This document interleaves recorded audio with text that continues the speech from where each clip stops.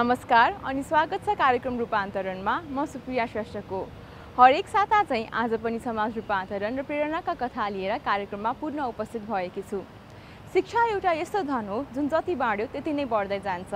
यसलाई न त मेटाएर मेट्न नै सकिन्छ, न त किन्न वा बेच्न नै सकिन्छ। शिक्षाको महत्त्व बुझिए तापनि सबैले आफ्नो पढ्न पाउने हक भन्ने पाइरहेका छन्। यसले गर्दा व्यक्ति, समाज र संसारको उन्नतिमा बाधा पुर्याइरहेको छ। यसै समस्यालाई बुझी गुणस्तरीय शिक्षा प्रदान गर्न चालिएका निस्वार्थ कदमबारे आज कार्यक्रममा प्रस्तुत गर्नेछौँ।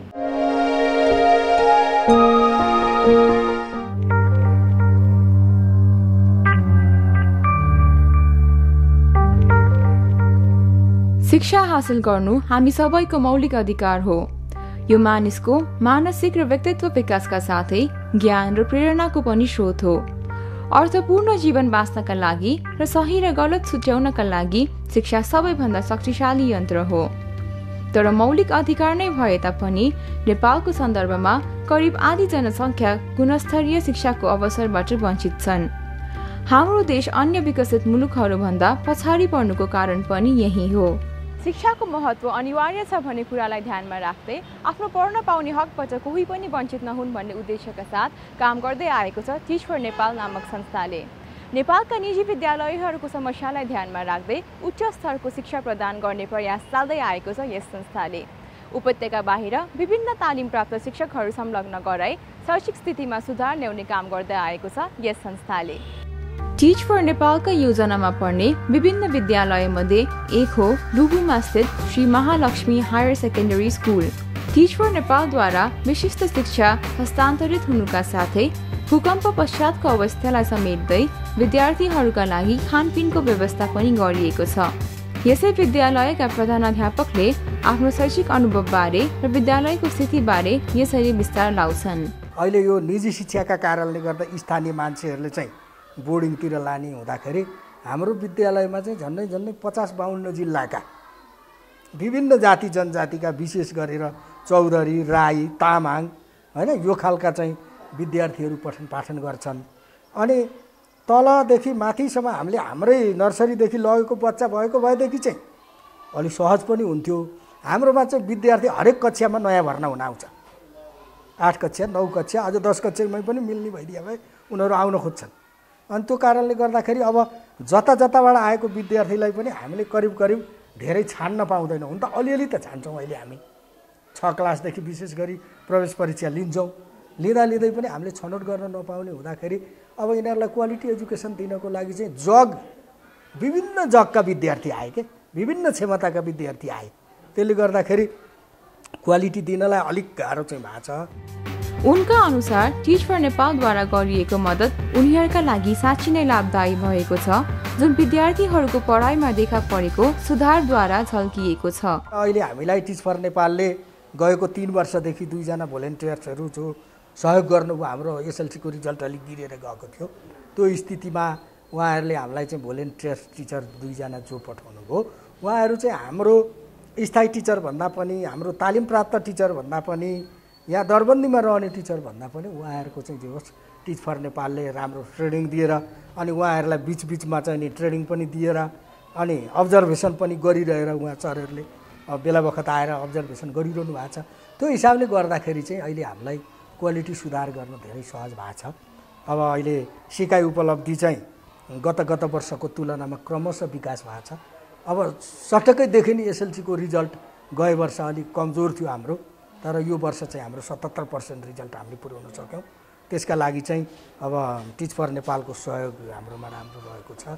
यसका साथै सफलतापूर्वक शिक्षा हासिल गर्नका लागि परिवार र व्यक्तिको पनि ठूलो भूमिका भएको कुरा उनी प्रकट गर्छन्। अब परिवारले पनि आफ्नो सन्ततिको क्षमताअनुसार, चाहनाअनुसार, इच्छाअनुसार बाटो लगाइदिनु पर्यो कि। यहाँ त परिवारमा नि के छ भने उसलाई सङ्गीततिर इच्छा छ भने तिमी इन्जिनियर बन भनिदिएको छ कि परिवारले। उसलाई पाइलटतिर इच्छा छ भने उसलाई ल पढ भनिदिएको छ कि।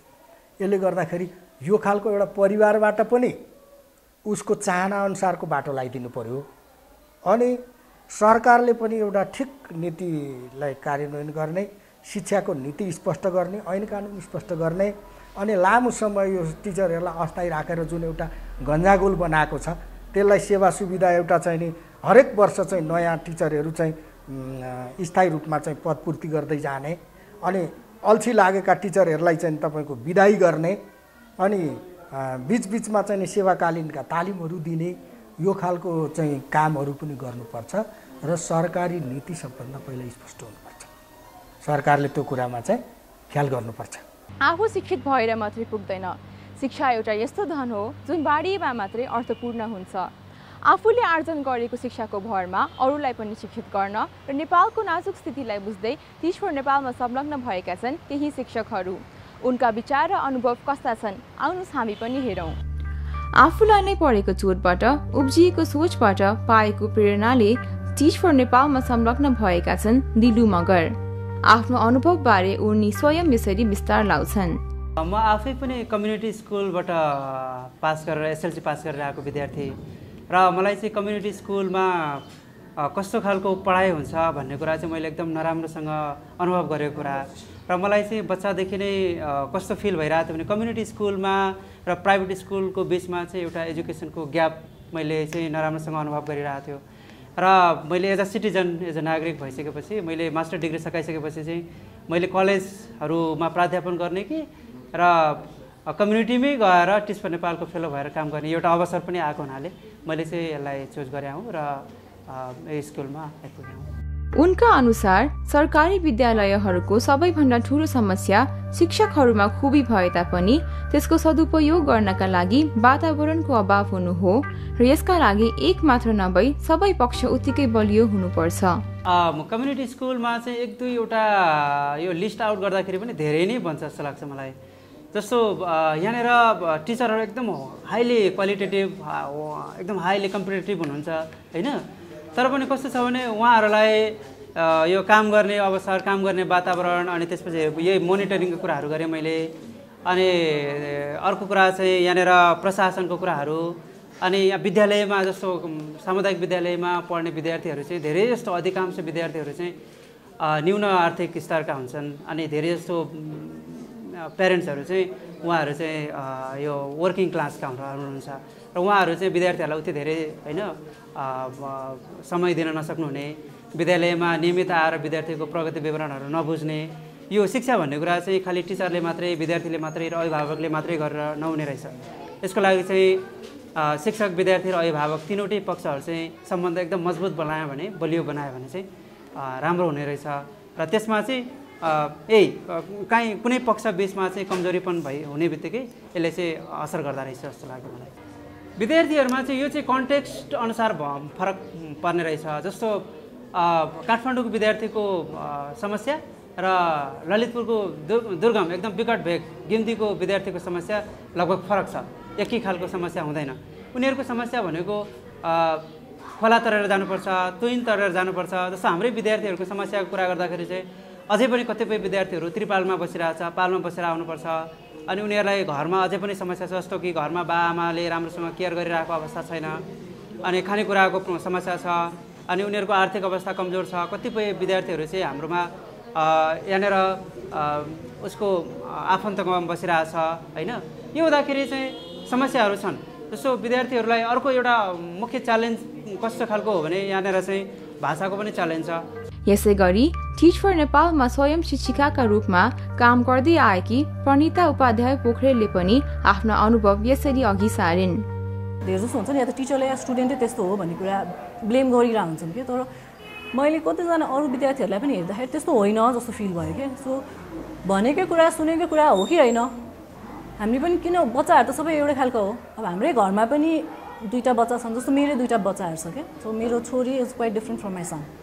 सो मेरो छोरी अलिक चाँडो पिक गर्छ, छोरा अलिक कम गर्छ क्या। सो यो चाहिँ सोसियल इकोनोमिक ब्याकग्राउन्डले चाहिँ एक्चुअली बच्चाको इन्टेलिजेन्समा चाहिँ फरक पर्छ जस्तो मलाई लाग्दैन कि। बुझ्ने कुरामा उनीहरूको क्यापेसिटी हुन्छ नि, जुन आर दे क्यापेबल अफ भन्ने जुन क्वेसन छ नि, आई थिङ्क दे आर। त्यही भएर यो सबै कुरा गर्नलाई चाहिँ म सोसियलिस्टमा लाग्छु।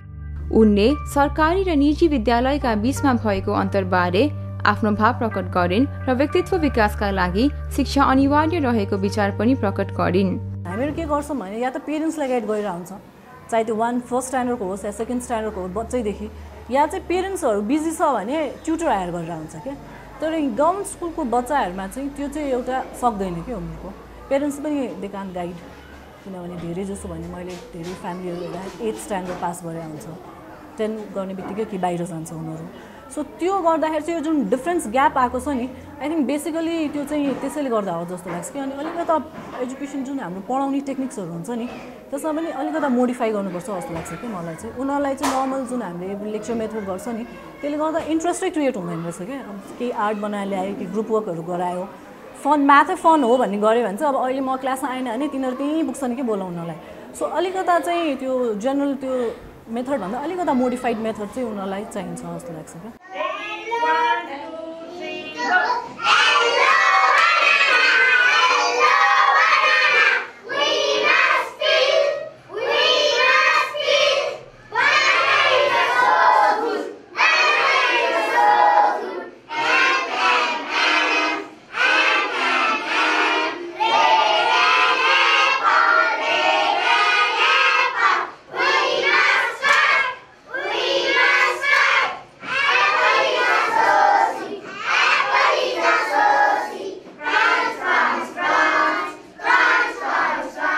मलाई चाहिँ के लाग्छ भने एटलिस्ट बेसिक एजुकेसन भनेर चाहिँ मस्ट हो क्या जुनसुकै फिल्डमा गर इट्स नट लाइक तिमीले साइन्सै पढ्नुपर्छ कमर्सै जुनसुकै फिल्डमा गर तर एटलिस्ट बेसिक जुन हाम्रो एजुकेसन हुन्छ नि अब बेसिक भनेर त खास ग्रेजुएसनै हुनुपर्ने हो तर +2 चाहिँ त्यो बच्चाले केही पनि सिस्टममा गरोस् जस्तो लाग्छ कि जस्तो अहिले मैले के सुनेको छ भने खलासी हुनलाई 8 पास गरे हुनुपर्छ अरे भन्दो रहेछ अनि त्यही भएर 8 सम्म चाहिँ स्टुडेन्ट सङ्ख्या छ 8 पछि चाहिँ छैन क्या सो यदि त्यस्तो हो भने किन 8 बाट लगेर +2 सम्म नपारिदिने सो अब ड्राइभरै बन्न जान्छ भने पनि किन एटलिस्ट +2 सम्म नगर्ने बेसिक जुन उनीहरूको हुन्छ नि education so I think education is must teach for नेपालका leadership development manager Amrit Bahadur पौडेलले पनि आफू संलग्न रहेको संस्थाको मूल उद्देश्यबारे र किन शिक्षालाई महत्त्व दिएको भन्ने कुरा पनि प्रश्न पारे टिच फर नेपालको मुख्य उद्देश्य गुणस्तरीय शिक्षा नै हो तर अहिले त्यसको लागि उनले दुईटा काम गर्छ पहिलो कुरा उहाँ टिच फर नेपालले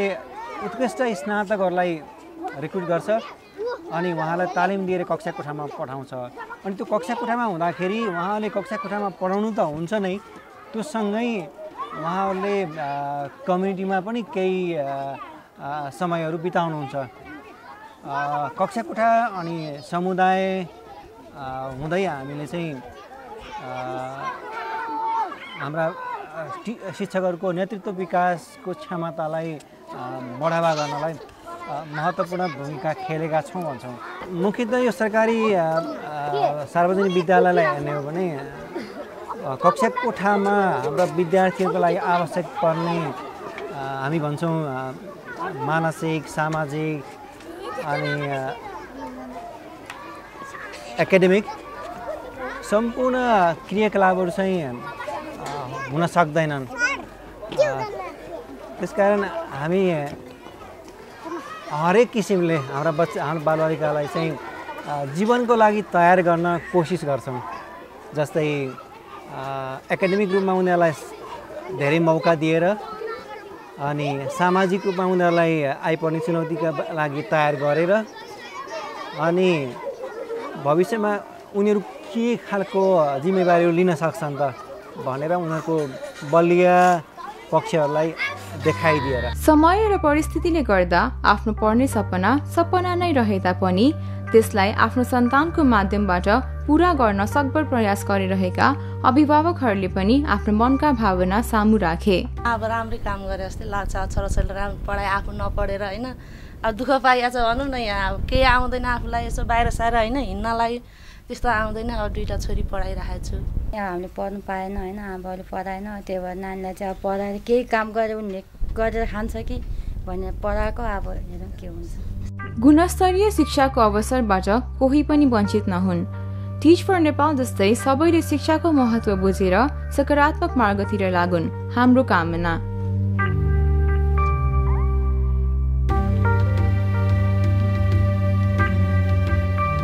आफ्नो गुणस्तरीय शिक्षा प्रदान गर्ने दृढ अठोटलाई विभिन्न योजनाद्वारा सम्पन्न गरेर टिच फर नेपालले समाज रूपान्तरणमा विशेष भूमिका खेलेको छ सम्पूर्ण समाजका लागि शिक्षाको महत्त्व बुझ्न र व्यवहारमा उतार्न पनि यसले भूमिका खेलेको छ सफलतापूर्वक शिक्षा हासिल गर्नको लागि सिक्ने इच्छा र अवसर उत्तिकै जरुरी हुन्छ। यसै कुरालाई बुझेर व्यवहारमा उतार्ने हो भने समाज रूपान्तरित हुनु सम्भव नै छ। हस्त आजका लागि सम्पूर्ण युनिटका साथ म सुप्रिया पनि कार्यक्रमबाट बिदा माग्न चाहन्छु। अर्को साता नयाँ रूपान्तरणका कथा लिएर कार्यक्रममा फेरि उपस्थित हुने नै छौँ। नमस्कार।